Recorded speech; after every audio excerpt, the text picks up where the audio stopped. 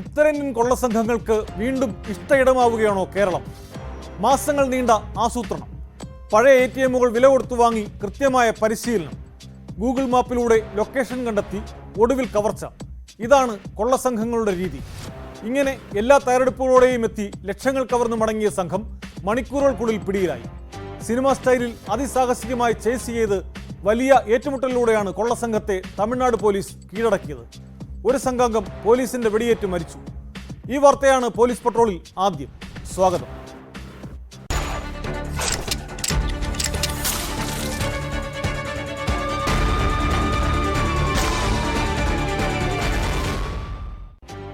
നാടിനെ വിറപ്പിച്ച തൃശൂരിലെ വൻ ATM കവർച്ചയ്ക്ക് പിന്നിൽ ഹരിയാനയിലെ മേവത് ഗ്യാങ്. തമിഴ്നാട്ടിലെ നാമക്കലിൽ നടന്ന ഏറ്റുമുട്ടലിൽ ഒരു സംഘാംഗം കൊല്ലപ്പെട്ടു. മറ്റൊരാൾക്കും 2 പോലീസുകാർക്കും പരിക്കേറ്റു. 6 പേരാണ് പോലീസ് കസ്റ്റഡിയിലുള്ളത്. ഇവരെല്ലാം ഹരിയാന സ്വദേശികളാണ്.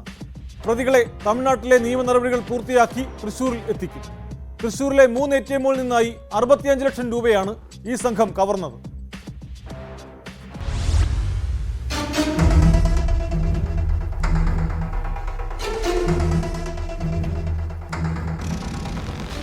ഷൊർണൂർ റോഡ്, മാപ്രാണം, കോലഴി എന്നിവിടങ്ങളിലെ ATMകളിൽ നിന്നാണ് പുലർച്ചെ 2-നും 4-നും ഇടയിൽ പണം മോഷ്ടിച്ചത്.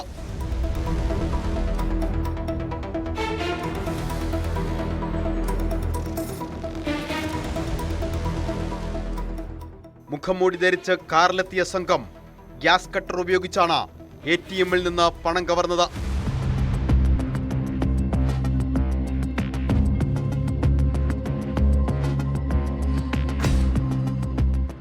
മാപ്രാണത്ത് നിന്ന് 30 ലക്ഷം, കോലഴിയിൽ നിന്ന് 25 ലക്ഷം, ഷൊർണൂർ റോഡിലെ ATMൽ നിന്ന് 9.5 ലക്ഷം എന്നിങ്ങനെയാണ് പണം തട്ടിയെടുത്തത്.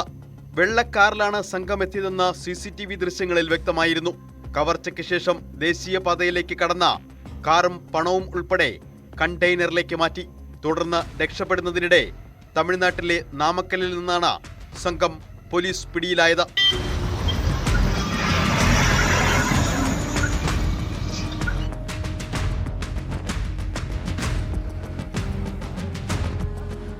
നാമക്കൽ ജില്ലയിലെ കുമാരപാളയത്തിന് സമീപം വേപ്പടയിൽ അമിത വേഗതയിൽ വന്ന കണ്ടെയ്നർ ലോറി പോലീസ് തടയുകയായിരുന്നു.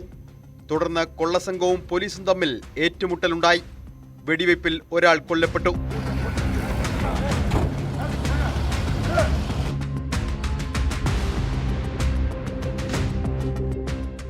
ഇൻസ്പെക്ടർ തവമണി, SI രഞ്ജിത്ത് എന്നിവർക്കും ഏറ്റുമുട്ടലിൽ പരിക്കേറ്റു.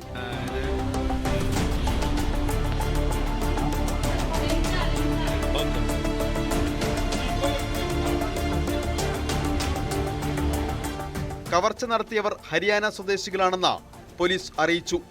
ഇവരുടെ വാഹനങ്ങൾ രാജസ്ഥാൻ രജിസ്ട്രേഷനിലുള്ളതാണ്.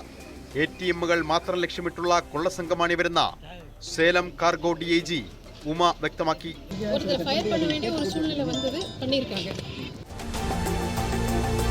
ഹരിയാന പൽവാൽ സ്വദേശികളായ ഇർഫാൻ, സൗഖീർ ഖാൻ, സബീർ, മുബാറിക്, ബിസ്രു സ്വദേശികളായ മുഹമ്മദ് കുക്കാരം, അജാർ അലി, മധ്യപ്രദേശ് സ്വദേശിയായ ജുമാൻദീൻ എന്നിവരാണ് പ്രതികൾ. ഇതിൽ ജുമാൻദീൻ പോലീസുമായുള്ള ഏറ്റുമുട്ടലിൽ കൊല്ലപ്പെട്ടു. പരിക്കേറ്റ അജാർ അലി ആശുപത്രിയിൽ ചികിത്സയിലാണ്.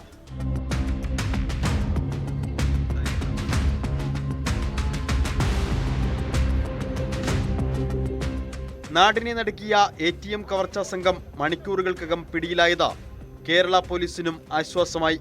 കവർച്ചാ രീതി കണ്ടപ്പോൾ തന്നെ പിന്നിൽ സംസ്ഥാനത്തിന് പുറത്തുനിന്നുള്ള വൻ സംഘമാണെന്ന് പോലീസ് ഉറപ്പിച്ചിരുന്നു. ഉടൻ തന്നെ അയൽ സംസ്ഥാനങ്ങളിലെ പോലീസിന് വിവരം കൈമാറുകയും ചെയ്തു. പിടിയിലായ പ്രതികളെ തമിഴ്നാട്ടിലെ നിയമ നടപടികൾ പൂർത്തിയാക്കി തൃശ്ശൂരിൽ എത്തിക്കും. നേരത്തെ എത്ര പ്രാവശ്യം കേരളത്തിൽ വന്നു, ഈ കാര്യങ്ങളൊക്കെ അവരെ ഫുൾ കസ്റ്റഡിയിലെടുത്ത് ചോദ്യം ചെയ്യുമ്പോഴത്തേക്കാണ് നമുക്ക് വ്യക്തമായ ഒരു അതിന് അവിടെ ഉള്ള അറസ്റ്റും നടപടികളും നാം ഫോളോ ചെയ്യുന്നുണ്ട്. നമ്മുടെ ടീം ഓൾറെഡി അവിടെ എത്തിയിട്ടുണ്ട്. പ്രാഥമികമായിട്ടുള്ള ചോദ്യം ചെയ്യലിന്, സംയുക്തമായിട്ടുള്ള ചോദ്യം ചെയ്യലിന് നാം അവരോട് റിക്വസ്റ്റ് ചെയ്തിട്ടുണ്ട്. അത് കിട്ടിയാൽ തന്നെ നമുക്ക് ഏകദേശം ഇതിൻ്റെ രീതിയും അതുപോലെ ഇവർ വന്ന കാര്യങ്ങളൊക്കെ നമുക്ക് ഏകദേശം മനസ്സിലാക്കാം എന്നൊരു പ്രതീക്ഷ.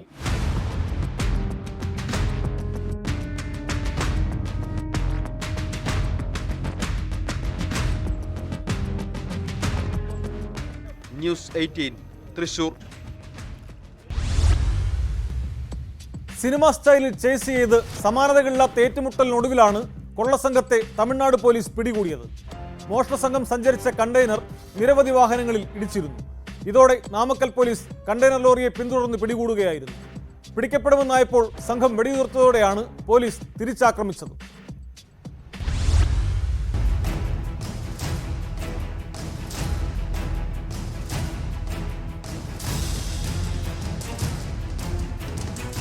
സ്കൂളിലേക്ക് പോവുകയായിരുന്ന വിദ്യാർത്ഥികളെയാണ് ആദ്യം കണ്ടെയ്നർ ലോറി ഇടിച്ചത്. തുടർന്ന് 2 കാറുകളിലും 4 ഇരുചക്രവാഹനങ്ങളിലും ഇടിച്ച ലോറി നിർത്താതെ പോയി. ഇതോടെ നാട്ടുകാർ കുമാരപാളയം പോലീസിനെ വിവരമറിയിച്ചു. പോലീസ് പിന്നിലുണ്ടെന്ന് മനസ്സിലായതോടെ ലോറി അതിവേഗത്തിൽ കുതിച്ചു. എന്നാൽ പല ഭാഗങ്ങളിൽ നിന്നുമായി കൂടുതൽ വാഹനങ്ങൾ പോലീസ് ലോറിയെ പിന്തുടർന്നു. കവർച്ചയുടെ വിവരങ്ങൾ കേരള പോലീസിൽ നിന്ന് ലഭിച്ചിരുന്നതിനാൽ നേരത്തെ തന്നെ തമിഴ്നാട് പോലീസ് അലർട്ടായിരുന്നു. മോഷ്ടാക്കളാകാം എന്ന സൂചന ലഭിച്ചതോടെ സ്ഥലത്തേക്ക് കുതിച്ചെത്താൻ ഇതും സഹായിച്ചു.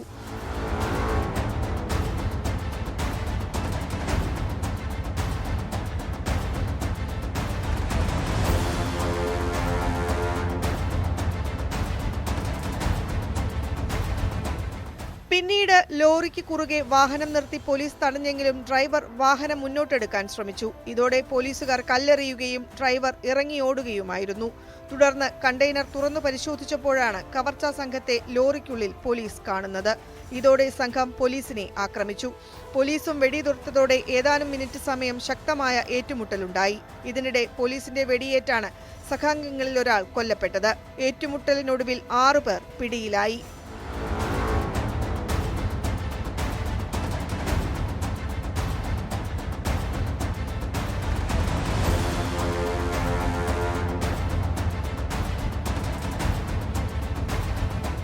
പരുക്കേറ്റവർ നാമക്കലിലെ ആശുപത്രിയിൽ ചികിത്സയിലാണ്. മോഷണത്തിനായി ഉപയോഗിച്ച കാർ കണ്ടെയ്നർ ലോറിക്കുള്ളിൽ കണ്ടെത്തി.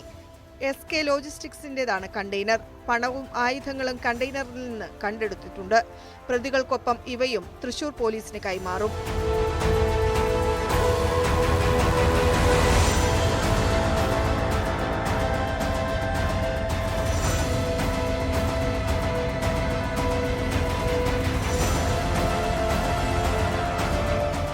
News desk, news 18. മാസങ്ങൾ നീണ്ട ആസൂത്രണത്തിനൊടുവിലാണ് ഹരിയാന കേന്ദ്രീകരിച്ചുള്ള സംഘം കേരളത്തിൽ വൻ കവർച്ചയ്ക്കെത്തിയതെന്നാണ് പോലീസ് നൽകുന്ന വിവരം. ATMകൾക്ക് മുമ്പിലെ CCTV ക്യാമറകൾക്ക് മേൽ കറുപ്പ് പെയിന്റ് അടിക്കുകയും സെക്യൂരിറ്റി അലാറമടക്കം നശിപ്പിക്കുകയും ചെയ്താണ് മോഷണം നടത്തിയത്. കടപ്പയിലും കൃഷ്ണഗിരിയിലും മുമ്പ് കവർച്ച നടത്തിയത് ഇതേ സംഘമാണെന്ന് സൂചന ലഭിച്ചതായി Thrissur city police commissioner R. Ilango അറിയിച്ചു.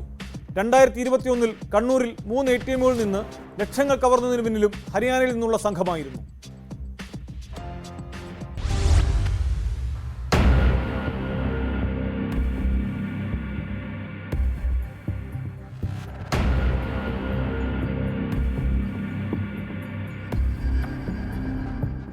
ആദ്യം തൃശൂർ മാപ്രാണം ബ്ലോക്ക് ജംഗ്ഷനിലെ ATM ആണ് മോഷ്ടാക്കൾ തകർത്ത് പണം കവർന്നത്. രണ്ടാമതായി തൃശൂർ നഗരത്തിലുള്ള നായ്ക്കനാൽ ഷൊർണൂർ റോഡിലെ ATMഉം മൂന്നാമതായി കോലഴി പൂവണിയിലെ ATMഉം തകർത്തു.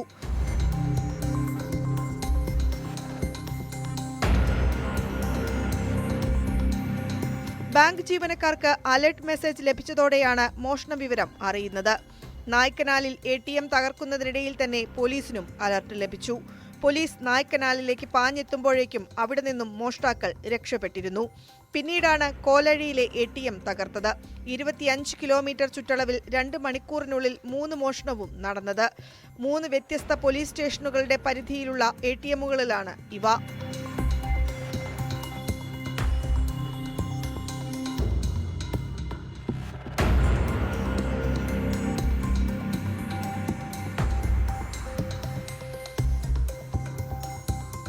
വെളുത്ത നിറത്തിലുള്ള ക്രെറ്റ കാറിൽ മുഖംമൂടി ധരിച്ചെത്തിയ സംഘം ഗ്യാസ് കട്ടർ ഉപയോഗിച്ചാണ് ATM തകർത്ത് പണം കവർന്നത്. ATMകൾക്ക് മുൻപിലെ CCTV ക്യാമറകൾക്കുമേൽ കറുപ്പ് നിറത്തിലുള്ള പെയിന്റ് അടിക്കുകയും സെക്യൂരിറ്റി അലാറമടക്കം നശിപ്പിക്കുകയും ചെയ്തിരുന്നു. 3 മോഷണത്തിന് പിന്നിലും ഒരേ സംഘമാണെന്ന് പോലീസ് ഉടൻ തന്നെ സ്ഥിരീകരിച്ചു. കൃത്യമായ പ്ലാനുമായി എത്തിയ കേരളത്തിന് പുറത്തുള്ള സംഘമാണ് കൊള്ളയ്ക്ക് പിന്നിലെന്ന് ക്രൈം സീൻ പരിശോധിച്ചതിന് പിന്നാലെ കേരള പോലീസ് ഉറപ്പിച്ചിരുന്നു. ഇത്ര വലിയൊരു കുറ്റകൃത്യത്തിന് ശേഷം പ്രതികൾ സംസ്ഥാനം വിടാനാണ് സാധ്യതയെന്നും പോലീസ് മനസ്സിലാക്കി. അതിന്റെ അടിസ്ഥാനത്തിലാണ് സമീപ സംസ്ഥാനങ്ങളിലേക്ക് ജാഗ്രതാ നിർദ്ദേശം നൽകിയത്. മണ്ണുത്തി ദേശീയപാതയിൽ നിർത്തിയിട്ട കണ്ടെയ്നറിലേക്ക് കവർച്ചയ്ക്കുപയോഗിച്ച കാർ ഓടിച്ചു കയറ്റിയാണ് പ്രതികൾ കേരളം വിട്ടത്. കണ്ടെയ്നർ തമിഴ്നാട്ടിൽ വാഹനങ്ങളുമായി അപകടമുണ്ടാവുന്നിടത്താണ് പ്രതികളുടെ പ്ലാനുകൾ പൊളിഞ്ഞത്.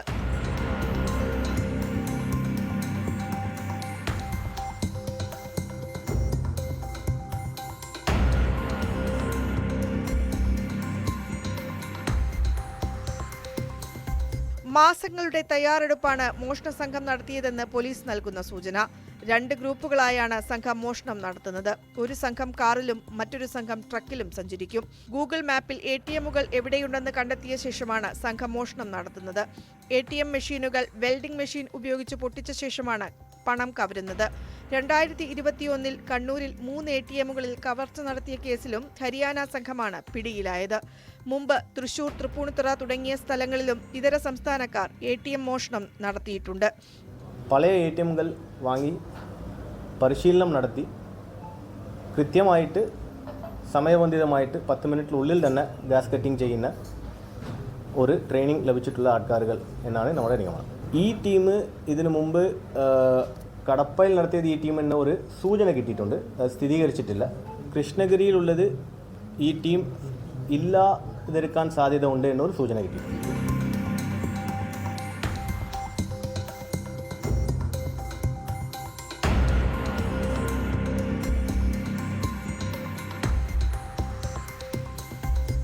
ന്യൂസ് 18 തൃശൂർ. ബലാത്സംഗ കേസിൽ ഒളിവിൽ കഴിയുന്ന നടൻ സിദ്ദിഖിനെ പിടികൂടാനാവാത്തത് കേരള പോലീസിന് നാണക്കേടാവുകയാണ്. സിദ്ദിഖിനെ അറസ്റ്റ് ചെയ്യാനായി ആലുവയിൽ തമ്പടിച്ചിരുന്ന പ്രത്യേക അന്വേഷണ സംഘത്തെ തിരുവനന്തപുരത്തേക്ക് തിരികെ വിളിപ്പിച്ചു. സുപ്രീം കോടതി വിധി വന്ന ശേഷം നടപടിയിലേക്ക് നീങ്ങാനാണ് അന്വേഷണ സംഘത്തിന്റെ തീരുമാനം. അതേസമയം സിദ്ദിഖിന്റെ മുൻകൂർ ജാമ്യ ഹർജി സുപ്രീം കോടതി തിങ്കളാഴ്ച പരിഗണിച്ചേക്കും.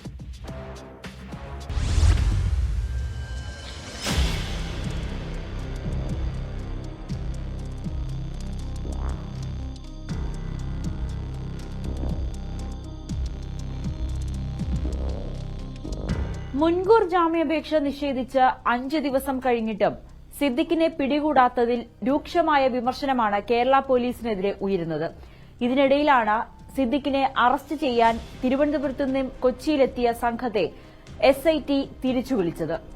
തൽക്കാലം അറസ്റ്റ് വേണ്ട, സുപ്രീംകോടതിയുടെ വിധി കൂടി വന്നതിന് ശേഷം മതി അറസ്റ്റ് എന്നൊരു നിലപാടാണ് ഇപ്പോൾ അന്വേഷണ സംഘം എടുത്തിരിക്കുന്നത്. ഈ മുൻകൂർ ജാമ്യാപേക്ഷയിൽ പ്രധാനമായും പറയുന്നത് തനിക്കെതിരെ നടക്കുന്നത് ഗൂഢാലോചനയാണ്. താരസംഘടനയായ AMMAയുടെയും WCCയുടെയും ഇരയാണ്, ഇവരുടെ തമ്മിലുള്ള തർക്കത്തിന്റെ ഇരയാണ് താനെന്നും സിദ്ദിഖ് സുപ്രീംകോടതിയിൽ നൽകിയ ഹർജിയിൽ സൂചിപ്പിക്കുന്നുണ്ട്. പിന്നീട് ഏറ്റവും പ്രധാനപ്പെട്ട ഒരു കാര്യം ഈ പോലീസിനെതിരെ വിമർശനമായി ഉന്നയിക്കുന്നത് ഈ ചൊവ്വാഴ്ചയാണ് ഹൈക്കോടതിയിൽ നിന്നും സിദ്ദിഖിന്റെ മുൻകൂർ ജാമ്യം തള്ളിക്കൊണ്ട് കോടതി ഉത്തരവിട്ടത്. ഇത്രയും ദിവസം എന്തിന് കാത്തിരിക്കണം? അതായത് സുപ്രീം കോടതിയിലേക്ക് വരെ സിദ്ദിഖിന് പോകുന്നതിനുള്ള ഒരു സാവകാശം അതെന്തിനാണ് അന്വേഷണ സംഘം കൊടുത്തതെന്ന് ഇപ്പോഴും മനസ്സിലായിട്ടില്ല. എന്തായാലും സിദ്ദിഖിന്റെ ഹർജി സുപ്രീം കോടതി തിങ്കളാഴ്ചയായിരിക്കും പരിഗണിക്കുക. തിങ്കളാഴ്ച അല്ലെങ്കിൽ വീണ്ടും നീളുകയാണെങ്കിൽ സിദ്ദിഖിന്റെ അറസ്റ്റ് നീളാൻ തന്നെയാണ് സാധ്യത. അതേസമയം സിദ്ദിഖ് ഇപ്പോഴും ഒളിവിലാണെന്നാണ് അന്വേഷണ സംഘം പറയുന്നത്. കഴിഞ്ഞ ദിവസം 11 മണിക്ക് സിദ്ദിഖിന്റെ ഫോൺ സ്വിച്ച് ഓൺ ആയി. ഏകദേശം അരമണിക്കൂറോളം ആ ഫോൺ പ്രവർത്തിക്കുന്നുണ്ടായിരുന്നു. പക്ഷേ എങ്കിൽ പോലും ഏതാണ് അതിന്റെ ടവർ ലൊക്കേഷൻ എന്ന് കണ്ടുപിടിക്കാൻ പോലും അന്വേഷണ സംഘം തയ്യാറായിട്ടില്ല.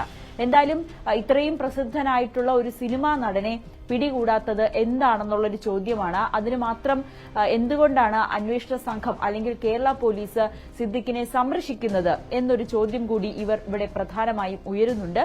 സിദ്ദിഖ് കേരളം വിട്ടിട്ടില്ല എന്നുള്ളൊരു വിവരം കൂടി ലഭ്യമാകുന്നുണ്ട്. പക്ഷേ ഇത് സ്ഥിരീകരിക്കാത്ത വിവരങ്ങളാണ്. ഈ ജാമ്യ ഹർജി തള്ളുന്നതിന്റെ പുലർച്ചെ വരെ സിദ്ദിഖ് ആലുവയിലെ വീട്ടിലുണ്ടായിരുന്നു. പക്ഷെ പിന്നീടാണ് സിദ്ദിഖിനെ കാണാനില്ല എന്നൊരു വാർത്ത കൂടി പുറത്തുവരുന്നത്. അന്വേഷണ സംഘം എന്തായാലും തൽക്കാലം ഈ അന്വേഷണം തുടരുന്നില്ല. സുപ്രീംകോടതിയുടെ വിധി കൂടി വന്നതിന് ശേഷം മതി തുടർ നടപടികൾ എന്നൊരു തീരുമാനത്തിലാണ് എത്തി നിൽക്കുന്നത്.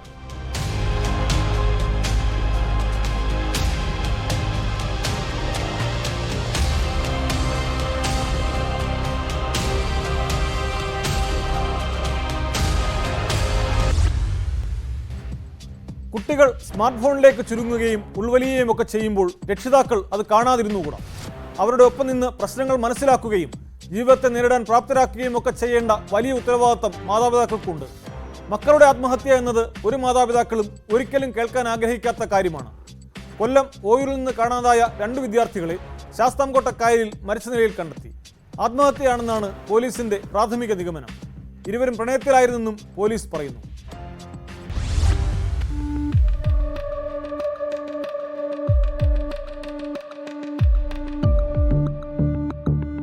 പൂയപ്പള്ളി മൈലോട് സ്വദേശിനി ദേവനന്ദ, അമ്പലംകുന്ന് സ്വദേശി ഷെബിൻ ഷാ എന്നിവരുടെ മൃതദേഹമാണ് ശാസ്താംകോട്ട തടാകത്തിൽ കണ്ടെത്തിയത്.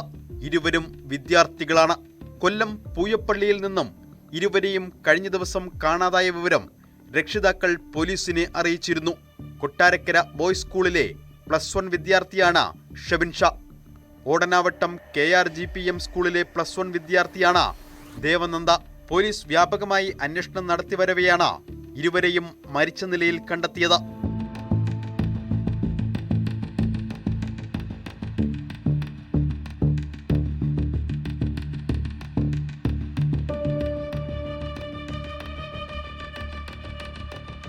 ദേവനന്ദയും ഷെബിൻ ഷായും പ്രണയത്തിലായിരുന്നു എന്നാണ് പോലീസ് പറയുന്നത്. ഇത് വീട്ടുകാർ അറിഞ്ഞതോടെ ഇരുവരെയും 2 സ്കൂളുകളിലാക്കി. വീണ്ടും പ്രണയം തുടർന്നതോടെ വീട്ടുകാർ എതിർത്തു. സ്കൂളിൽ പോകാനെന്ന വ്യാജേന വീട്ടിൽ നിന്നിറങ്ങി ഇരുവരും കൊട്ടാരക്കരയിൽ നിന്നും ശാസ്താംകോട്ട ബസ് കയറി കായൽ തീരത്തേക്ക് എത്തുകയായിരുന്നു. 11 മണിയോടെ വെള്ളത്തിൽ ചാടിയതാകാമെന്നാണ് പോലീസ് നിഗമനം. ഇരുവരുടെയും സ്കൂൾ ബാഗിൽ നിന്നും ഉച്ചഭക്ഷണ പൊതിയും ലഭിച്ചിരുന്നു. ഷെബിൻ ഷാ വിഷാദരോഗത്തിന് ചികിത്സയിലായിരുന്നുവെന്നും പോലീസ് അറിയിച്ചു.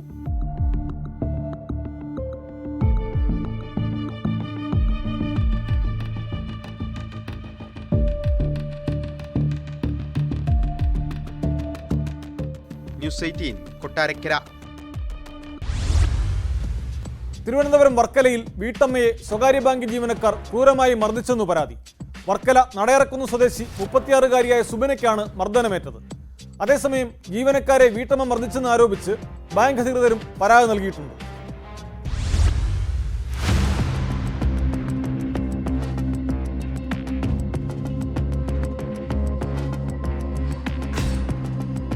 ആറ്റിങ്ങലിൽ പ്രവർത്തിക്കുന്ന പണമിടപാട് സ്ഥാപനത്തിൽ നിന്നും സുബിന 45,000 രൂപ ലോൺ എടുത്തിരുന്നു. മാസം തോറുമുള്ള തിരിച്ചടവ് തുകയായ 2,200 രൂപ അടയ്ക്കുന്നതിന് ഒരു ദിവസം വൈകിയതിന് ബാങ്ക് ജീവനക്കാർ വീട്ടിൽ അതിക്രമിച്ചു കയറി ക്രൂരമായി മർദ്ദിച്ചെന്നാണ് ഇവർ വർക്കല പോലീസിന് നൽകിയ പരാതിയിൽ പറയുന്നത്. ഉച്ചയോടെ 2 ബാങ്ക് ജീവനക്കാർ വീട്ടിലെത്തി പണം ആവശ്യപ്പെട്ടു. തിരിച്ചടവിന് അല്പം സാവകാശം ചോദിച്ചതാണ് ജീവനക്കാരെ പ്രകോപിപ്പിച്ചത്. തുടർന്ന് ഇവർ തിരികെ പോവുകയും പിന്നീട് 2 സ്ത്രീകൾ ഉൾപ്പെടെ 5 പേർ വീട്ടിലെത്തി ആക്രമിക്കുകയായിരുന്നെന്ന് സുബിന ആരോപിച്ചു. 60 വയസ്സായ എൻ്റെ തള്ളയെ അടിച്ച് എൻ്റെ വീട് കയറി എൻ്റെ കൈ മൊത്തവും നശിപ്പിച്ച് എൻ്റെ മുടിക്കണ്ടയിലൊക്കെ പിടിച്ച് മൊത്ത രീതിക്ക് എന്നെ ഇനി ചെയ്യാനായിട്ടൊരു വേലയില്ല. മാനസികമായിട്ടും ശാരീരികമായിട്ടും എൻ്റെ ഡ്രസ്സുകൾ മൊത്തം അവർ കീറി നശിപ്പിച്ച്, ഈ 3 ആണുങ്ങളും ഈ 2 പെണ്ണുങ്ങളും കൂടി. ഞാൻ രാവിലെ ഒരു 10:30 മണിക്ക് ഞാൻ പോലീസ് സ്റ്റേഷനിൽ വന്ന് എനിക്ക് അവിടെ ഇരിക്കാൻ പറ്റാതെ ഹോസ്പിറ്റലിൽ അവർ തന്നെ പറഞ്ഞു വിട്ട് എന്നെ ഇവിടെ അഡ്മിറ്റാക്കി. കിടപ്പ് രോഗിയായ മാതാവിനെയും ആക്രമിച്ചെന്ന് വീട്ടമ്മ പറയുന്നു. വീടിന്റെ ജനാലച്ചില്ലുകൾ പാറക്കഷ്ണം ഉപയോഗിച്ച് തകർത്ത നിലയിലാണ്. തന്നെ ക്രൂരമായി മർദ്ദിച്ചെന്നും വസ്ത്രങ്ങൾ വലിച്ചു കീറിയെന്നും വീട്ടമ്മ ആരോപിച്ചു.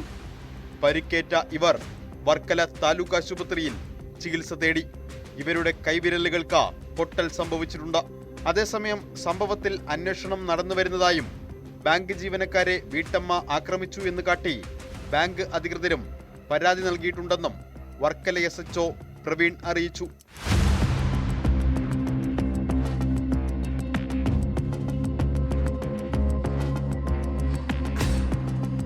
ന്യൂസ് 18 ആറ്റിങ്ങൽ. പത്തനംതിട്ട മെഴുവേലിയിൽ യുവസംരംഭകനെ CPM നേതാക്കൾ ഭീഷണിപ്പെടുത്തി പരസ്യ വിചാരണയ്ക്കിരയാക്കിയതായി പരാതി. CPM ബ്രാഞ്ച് സമ്മേളനത്തിന്റെ ഫ്ലക്സ് ബോർഡ് കടയ്ക്ക് തടസ്സമായി സ്ഥാപിച്ചപ്പോൾ അതെടുത്ത് അടുത്ത പോസ്റ്റിലേക്ക് മാറ്റിക്കെട്ടിയതാണ് പ്രകോപന കാരണം. പോലീസ് സാന്നിധ്യത്തിൽ യുവാവിനെ കൊണ്ട് തന്നെ ഫ്ലക്സ് ബോർഡ് പഴയ സ്ഥലത്ത് സ്ഥാപിക്കുകയും ചെയ്തു. സംഭവത്തിന്റെ ദൃശ്യങ്ങൾ പകർത്തി സമൂഹമാധ്യമങ്ങളിൽ പ്രചരിപ്പിച്ചതോടെ താൻ കടുത്ത മാനസിക സമ്മർദ്ദത്തിലാണെന്ന് യുവാവ് പറയുന്നു.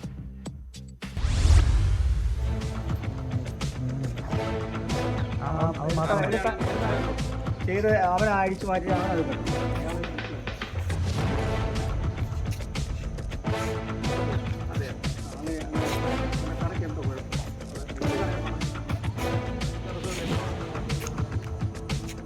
സെപ്റ്റംബർ 19-നാണ് CPM മെഴുവേലി പൂവണ്ണമൂട് ബ്രാഞ്ച് സമ്മേളനത്തിന്റെ ഫ്ലെക്സ് ബോർഡ് ജിൻസന്റെ കടയ്ക്ക് മുന്നിലെ പോസ്റ്റിൽ പാർട്ടി പ്രവർത്തകർ സ്ഥാപിച്ചത്. കടയ്ക്ക് തടസ്സമായ ഫ്ലെക്സ് ബോർഡ് തൊട്ടടുത്ത പോസ്റ്റിലേക്ക് ജിൻസൺ മാറ്റിക്കെട്ടിയതാണ് പാർട്ടി പ്രവർത്തകരെ പ്രകോപിപ്പിച്ചത്. തുടർന്ന് സ്ത്രീകൾ ഉൾപ്പെടെയുള്ള സംഘം ജിൻസന്റെ വീട്ടിലെത്തി ഭീഷണിപ്പെടുത്തിയെന്നാണ് പരാതി. ഞാൻ ഇവിടെ ഫ്ലെക്സ് കെട്ടി വെച്ചിരുന്നു. വേറൊരു പോസ്റ്റിൽ നിന്ന് എടുത്തിട്ട് ഞങ്ങളുടെ കടയുടെ ഫ്രണ്ടിൽ നിന്ന് വരുത്തി വേറൊരു പോസ്റ്റ് കെട്ടി വെച്ചിരുന്നു. അത് അവർ വെച്ചിട്ട് ഞാൻ തിരിച്ച് വീട്ടിൽ പോവുകയും ഒരു 8:30-9 ആകുമ്പോഴത്തേന് ഇവിടുത്തെ പാർട്ടി കമ്മിറ്റി എല്ലാവരും കൂടെ വന്നിട്ട് എൻ്റെ വീട്ടിൽ വന്ന് അടിക്കാനൊക്കെ ശ്രമിച്ചു. കള്ള് കുടിച്ചിട്ട് ശ്രമിക്കുകയും ചെയ്തു. ഞാൻ വഴക്കുണ്ടാക്കി അവർ പോവുകയും ചെയ്തു. പിന്നെ അത് കഴിഞ്ഞിട്ട് ഒരു 9 മണിക്ക് ശേഷം പോലീസുകാർ വരികയും ഒരു സമാധാന ചർച്ച ഉണ്ടാക്കണമെന്ന് പറഞ്ഞിട്ട് അവർ സംസാരിച്ചിട്ട് തിരിച്ച് വീട്ടിൽ പോയി. അതിനുശേഷമാണ് ഈ അനീഷും വിശംബരനൂടെ വരികയും എന്നെ കൊല്ലുകയും ഭീഷണിപ്പെടുത്തുകയും ചെയ്തു. ഫ്ലെക്സ് ഇട്ട് വെച്ചില്ലെങ്കിൽ ഭീഷണിപ്പെടുത്തുകയും ചെയ്തിട്ട് ഞാൻ പറഞ്ഞ പോലീസിനെ വിളിച്ച ശേഷം അവർ പോവുകയും ചെയ്യുമായിരുന്നു. അഴിച്ചുമാറ്റിയ ഫ്ലെക്സ് ബോർഡ് പോലീസിന്റെ സാന്നിധ്യത്തിൽ CPM പ്രവർത്തകർ രാത്രി തന്നെ വീണ്ടും പഴയ സ്ഥലത്ത് ജിൻസനെ കൊണ്ട് കെട്ടിച്ചു. ഒപ്പം ദൃശ്യങ്ങളും പകർത്തി. നേതാക്കൾ ഭീഷണിപ്പെടുത്തുന്നതും ദൃശ്യങ്ങളിലുണ്ട്. നമ്മളെപ്പോഴും സഹകരിക്കുന്ന ആൾക്കാരാണ്. അവരുടെ സ്വഭാവത്തിനായിരുന്നല്ലോ അത് കഴിഞ്ഞില്ലേ, പ്രശ്നം തീർന്നില്ല. അയാളൊക്കെ ആൾ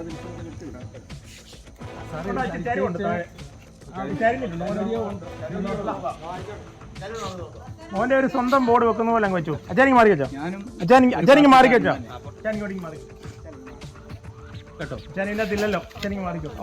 ഇല്ലെന്ന് പറഞ്ഞാൽ എന്റെ ചേട്ടൻ. അതായിക്കോട്ടെ, അവൻ ചെയ്യരുതല്ലോ അവൻ. ജിൻസിനെ കൊണ്ട് കടയ്ക്ക് മുന്നിൽ ഫ്ലെക്സ് ബോർഡ് തിരികെ കെട്ടിക്കുന്ന ദൃശ്യങ്ങൾ CPM നേതാക്കൾ തന്നെ സമൂഹ മാധ്യമങ്ങളിൽ പ്രചരിപ്പിച്ചു. ഇതുമൂലം കടുത്ത മാനസിക സമ്മർദ്ദത്തിലാണെന്നും ഭീഷണികളുണ്ടെന്നും യുവാവ് പറയുന്നു. ഇവന്മാർ ഇത് വീഡിയോ ഇട്ട് മനുഷ്യനെ ഉപദ്രവിക്കുമെന്ന് ഞാൻ ഒരിക്കലും വിചാരിച്ചില്ല. ഇവരുടെ നേതൃത്വത്തിൽ നിന്നാണ് എന്നെ ഫ്ലെക്സ് കെട്ടിച്ചത്. ഇവരോട് പറഞ്ഞതിന് ശേഷമാണ് പോലീസുകാർ ഉൾപ്പെടെയാണ് എന്നെ ഫ്ലെക്സ് കെട്ടിപ്പിച്ചത്. വീഡിയോ പാർട്ടിക്കാർ തന്നെ, CPMകാർ തന്നെ. പലരുടെ മുഖം കാണുമ്പോൾ നമ്മൾ ഏതാണ്ട് കൃത്യം ചെയ്ത പോലെയാണ് സംസാരിക്കുന്നത്. പക്ഷെ നമ്മളിത് ആരെയും ഉപദ്രവിക്കാനായിട്ടൊന്നും ചെയ്തതല്ല, ഒരു പാർട്ടിയിലും ഇല്ല. നമുക്ക് ഒരു പ്രയാസം തോന്നിയെടുത്ത് മാറ്റി വെച്ചെന്ന് മാത്രമേ ഉള്ളൂ. നമ്മളിന്ന് പാർട്ടിക്കാരൊന്നുമല്ല, നമ്മൾ ജീവിക്കാൻ വേണ്ടി ഒരു തൊഴിൽ കൊണ്ട് നടക്കുന്നത്. പക്ഷെ നമ്മളെ ഉപദ്രവിക്കൊണ്ടിരിക്കുക. എന്നാൽ സംഭവത്തിൽ ഇതുവരെ CPM നേതാക്കൾ പ്രതികരിച്ചിട്ടില്ല.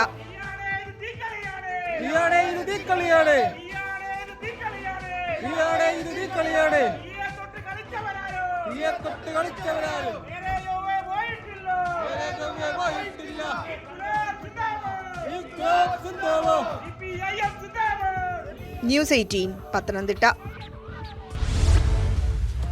കോഴിക്കോട് മേപ്പയ്യൂർ ചെറുവണ്ണൂർ പവിത്രം ജുവലറി കവർച്ചാ കേസ് പോലീസിനെ വെള്ളം കുടിപ്പിച്ചതാണ്.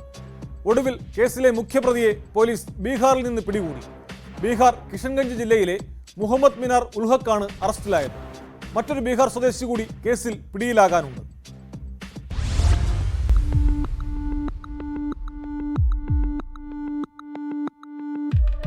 പ്രത്യേക അന്വേഷണ സംഘാംഗങ്ങൾ ബീഹാറിൽ പോയി നേപ്പാൾ അതിർത്തി ഗ്രാമത്തിൽ നിന്നാണ് മുഹമ്മദ് മിനാർ ഉൽഹക്കിനെ കസ്റ്റഡിയിലെടുത്തത്. കേസിലെ മറ്റൊരു പ്രതിയായ ബീഹാർ സ്വദേശി ഇസാക്കിനെ പിടികൂടാനുണ്ട്. ജൂലൈ 6-നാണ് ചെറുവണ്ണൂർ ടൗണിലെ പവിത്രം ജ്വല്ലറി വർക്സിൽ കവർച്ച നടന്നത്. 31 പവൻ സ്വർണവും 5 കിലോ വെള്ളിയും ഇവിടെ നിന്ന് നഷ്ടമായിരുന്നു. ബീഹാർ സ്വദേശിയായ ഇസാഖ് മാങ്കുര ചെറുവണ്ണൂർ മുയിപ്പോത്ത് താമസിച്ച് ജോലി ചെയ്തു വരികയായിരുന്നു. ജൂലൈ 5-ന് ബീഹാറിൽ നിന്നെത്തിയ മുഹമ്മദ് മിനാറുൽ ഹക്ക് ഇസാഖുമായി ചേർന്ന് അടുത്ത ദിവസം കവർച്ച നടത്തുകയായിരുന്നുവെന്ന് പോലീസ് പറഞ്ഞു. ജ്വല്ലറിയുടെ പിന്നിലെ ചുമര് കുത്തിത്തുറന്ന് അകത്ത് കയറി മോഷണം നടത്തിയ ശേഷം പ്രതികൾ ബീഹാറിലേക്ക് പോയി.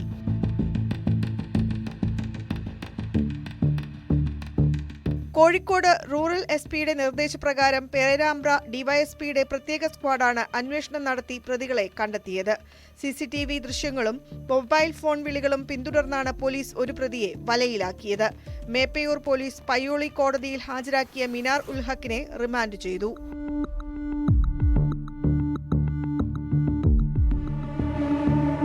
ന്യൂസ് 18 വടകര. കുറ്റകൃത്യങ്ങളുടെ മറ്റു ചില വാർത്തകൾ ഇനി ചുരുക്കത്തിൽ. RSS നേതാക്കളുമായി കൂടിക്കാഴ്ച നടത്തിയ സംഭവത്തിൽ ക്രമസമാധാന ചുമതലയുള്ള ADGP MR അജിത് കുമാറിന്റെ മൊഴി രേഖപ്പെടുത്തി. പോലീസ് ആസ്ഥാനത്ത് DGP ഷെയ്ഖ് ദർവേ സാഹിബാണ് മൊഴി രേഖപ്പെടുത്തിയത്. നെയ്യാറ്റിൻകര പന്നിമലയിൽ വൻ കഞ്ചാവ് വേട്ട. 110 കിലോയോളം കഞ്ചാവുമായി കൊല്ലം സ്വദേശി സമീർ ഖാൻ, തമിഴ്നാട് തഞ്ചാവൂർ സ്വദേശി നിയാസ് എന്നിവർ പിടിയിലായി.